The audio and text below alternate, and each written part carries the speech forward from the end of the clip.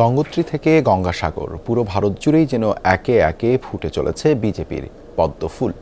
পূর্বে তাকাও নীতির অনুসরণ করে সম্প্রতি পশ্চিমবঙ্গেও বিজয় নিশানা উড়িয়েছে দলটি। ক্রমেই গেরুয়া রঙে ছেয়ে যাচ্ছে ভারতের মানচিত্র। পশ্চিমবঙ্গে সরকার গঠনের পর ভারত জুড়ে মোট ২২ রাজ্যের কর্তৃত্ব এখন বিজেপির হাতে। এবার দক্ষিণ ভারতে অবস্থান শক্ত করাই দলটির লক্ষ্য বলে মনে করেন বিশ্লেষকরা। প্রতিদিন গোসলে সিরামের উজ্জ্বলতা মেরি সিরাম সোপ বার।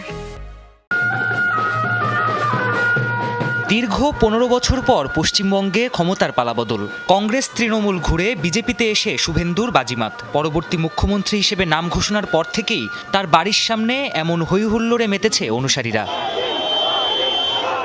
শুরুটা হয়েছিল ২০১৪ সালের লোকসভা নির্বাচনে নরেন্দ্র মোদীর ভূমিধস জয়ের মধ্য দিয়ে।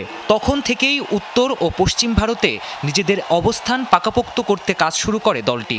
উত্তরপ্রদেশ, মধ্যপ্রদেশ আর গুজরাটের মতো রাজ্যগুলো হয়ে ওঠে বিজেপির পাওয়ার হাউস। রাজস্থান, হরিয়ানা আর ছত্তিশগড়েও শক্ত অবস্থানে গেরুয়া শিবির। সাম্প্রতিক বছরগুলোতে কমফোর্ট জোন হিন্দিভাষী রাজ্যগুলোর বাইরেও আধিপত্য বিস্তার করেছে বিজেপি। দীর্ঘদিন ধরেই আঞ্চলিক প্রভাব ভেঙে ২০২৪ সালে ওড়িশায় সরকার গঠন করে দলটি। মহারাষ্ট্রে অভ্যন্তরীণ বিরোধে আঞ্চলিক দল শিবসেনা দুই ভাগে বিভক্ত হলে দুর্বল হয়ে পড়ে দলটি। একটি অংশ বিজেপির সাথে জোট করলে পদ্ম প্রতীক থেকেই মুখ্যমন্ত্রী বেছে নেন মোদি শাহ। বাকি রাজ্যগুলোতে বিজেপির সমীকরণ একটু আলাদা। বিহারে নীতিশ কুমার মুখ্যমন্ত্রীর পদ ছাড়ার পরেও জোটসঙ্গী জেডিইউর সাথে মিলে ক্ষমতা টিকিয়ে রেখেছে বিজেপি। অন্ধ্রপ্রদেশ আর আসাম, মেঘালয় সহ উত্তর পূর্ব ভারতের রাজ্যগুলোতে আঞ্চলিক দলগুলোর সাথে জোটবদ্ধ হয়ে সরকার গড়েছে বিজেপি। তবে কেরালা, তামিলনাড়ু সহ দক্ষিণ ভারতে এখনও পদ্মফুল ফোটাতে পারেনি মোদির দল।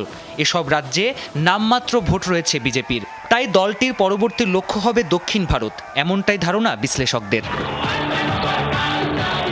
বর্তমান ভারতে কেন্দ্রশাসিত অঞ্চলসহ ৩১টি রাজ্যের ২২টিতেই বিজেপি নেতৃত্বাধীন এনডিএ জোটের আধিপত্য। জোটবদ্ধ হয়ে দলটি ভারতের কমপক্ষে ৭২% মানুষকে শাসন করছে। কমল হি কমল খিলা হুয়া হ্যায়।